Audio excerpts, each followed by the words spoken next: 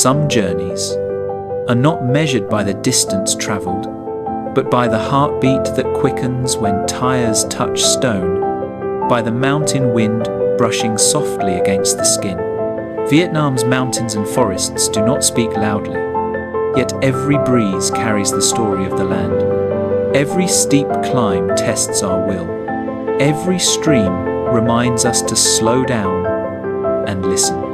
We move through the early mist, along roads where only green forests and open skies remain. There, we feel small, but our emotions grow larger than ever. Each step becomes an experience, each moment a breath of freedom.